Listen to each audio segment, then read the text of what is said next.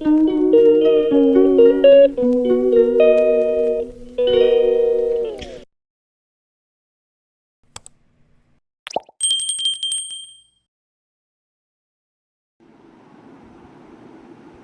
Afternoon বন্ধুরা, আশা করি সবাই ভালো আছেন। আমি ভালো আছি। দেখছেন তো একদম সেজে গুজে রেডি হয়ে গেছি।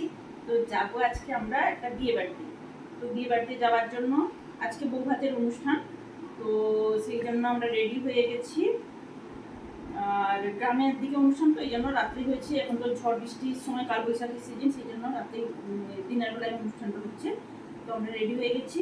তো চলুন যাই, সবাই যাচ্ছি, আমরা চারজনই যাচ্ছি। তো চলুন যাই, ঘুরে আসি।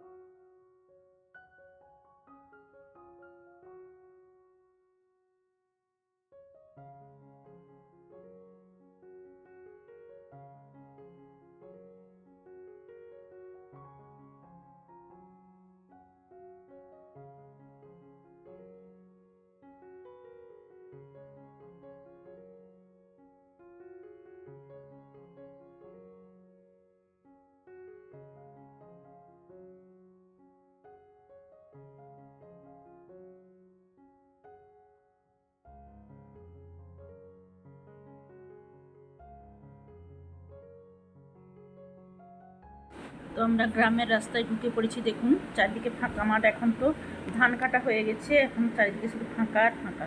দেখুন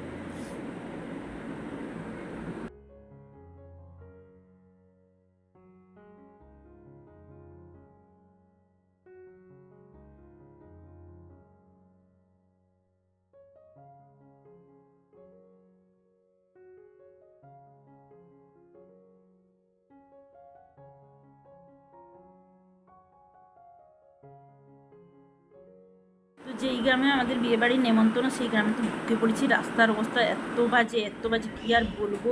দেখুন কাদা রাস্তা, গাড়ির অবস্থা ভীষণই বাজে হয়ে গেছে। দেখুন গাড়ির অবস্থা কি হয়েছে, দেখুন চাকাগুলো কি অবস্থা কি হয়েছে, স্লিপ করছে।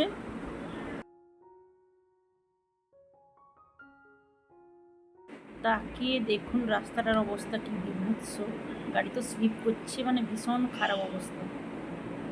বাড়ি থেকে তো নেমে পড়েছি, তো সামনেই ওদের বাড়িটা। যাচ্ছি আমরা হেঁটে হেঁটে সবাই।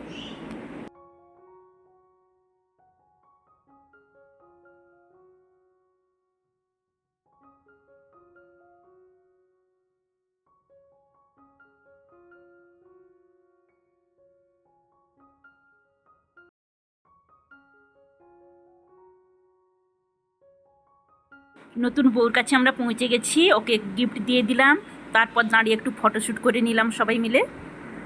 গ্রামের বাড়ি হলে কি হবে, মাটির বাড়ি, কিন্তু বিশাল বড় 3তলা মাটির বাড়ি, জানেন তো। আমরা চারিদিকটা ঘুরে ঘুরে দেখছি, বিশাল বড় এরিয়া জুড়ে বাড়ি।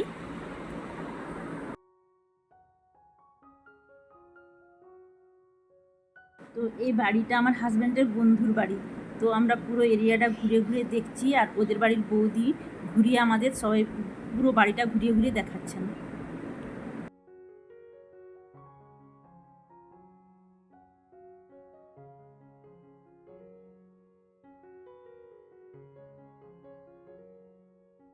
এদের বাড়িতে কত পানের গাছ, দেখুন কীভাবে মাচা করে দিয়েছে।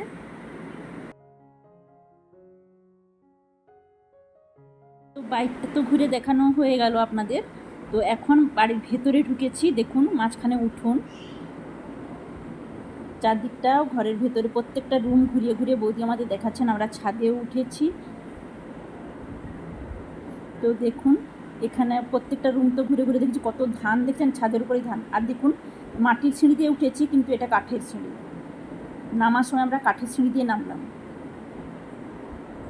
আমরা খাবার টেবিলে চলে এসেছি। তো খাওয়া শুরু হয়ে গেছে, বেশি খাওয়ার ভিডিও করিনি। তো এখন খাওয়া দাওয়া হয়ে গেছে, বেরিয়ে যাচ্ছি আমরা বাড়ির উদ্দেশ্যে।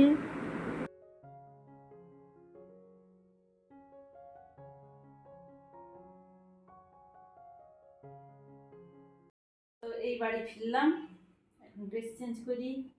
তো গ্রামের বিয়ে দেখেন তো কি অবস্থা, গাড়িগুলো বিভৎস ব্যাপার। তো এত করে ডেকেছে যখন তাই গেলাম। আর বৃষ্টিটা হয়েছে না, আজকেও সকালে ঝিমঝিম করে বৃষ্টি হয়েছিল। যাই হোক, এখন আর বৃষ্টিটা হয় না, হলে গ্রাম থেকে বেরাতেই আমরা পারতাম না, ঢুকেছি যা। আর যদি আর একবার বৃষ্টি হতো তাহলে আমরা বেরাতেই পারতাম না, গাড়ি এমনিতেই স্লিপ করছিল। তো ব্লগটা আজকের এখানেই শেষ করে দিচ্ছি। সবাই সুস্থ থাকুন, ভালো থাকুন।